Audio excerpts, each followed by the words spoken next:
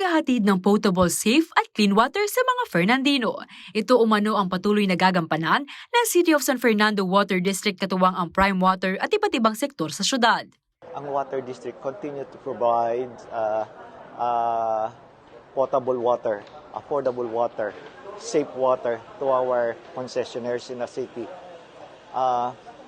Yun, malaking pasalamat na natin. Other countries or even in our country are having difficulties in providing potable, safe water at the right pressure, at the right price to their concessionaires. Tayo naman na-maintain natin yun. Matatanda ang Disyembre ng nakaraang taon nang idonate ng Water District ang restroom facility sa Del Rosario Integrated School, kabilang dito ang handwashing facility, rainwater catchment at toilet block.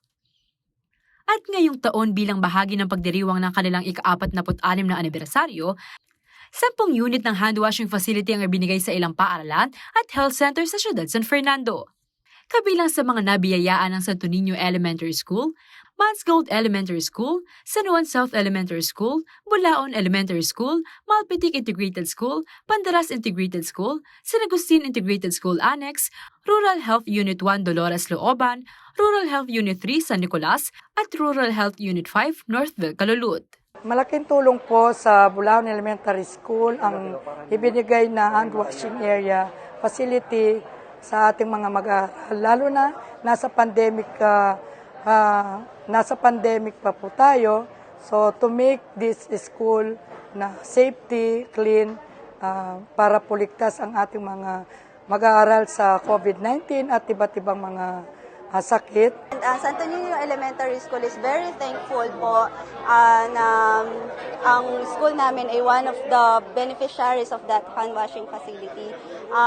Ito pong yung hand washing facility ay malaking tulong po sa mga bata, no, especially sa mga elementary students from kinder to 6 or kinder to grade 6 kasi natutulungan po nila na maturuan yung mga bata kung paano tamang paghugas ng kamay, no? Lalong-lalo na ngayon na nakaranas tayo ng pandemic at mula po noon ay yung mga bata ay very aware na po sila sa kalinisan. So makakatulong po yung hand washing facility para sa kanilang kalusugan, no? At na pinopromote ng school ng Santo Niño Elementary School. Batay sa groundwater assessment ng Aquadyne Technological Service Incorporated noong 2015, sagana sa tubig ang San Fernando. At sa unang pagkakataon, isang multi-sectoral forum ang ikakasa ng CSFWD sa darating na March 17 upang ipabatid sa publiko ang kasalukuyang estado ng tubig sa syudad.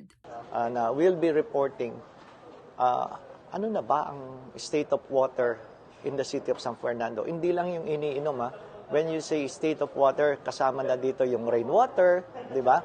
Kasama na yung wastewater, potable water, flood water. Anong nangyayari sa lahat ng tubig na yan?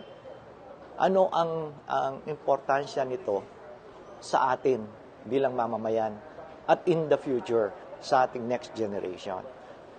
Gaganapin natin yon.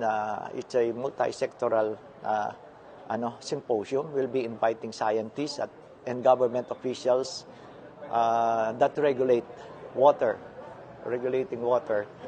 in the country. Ang nasabing symposium ay bahagi pa rin ng selebrasyon ng anibersaryo ng CSFWD. Ako si Liana Canilao, taga rito, kasama niyo para sa CLTV 36 News, atin to.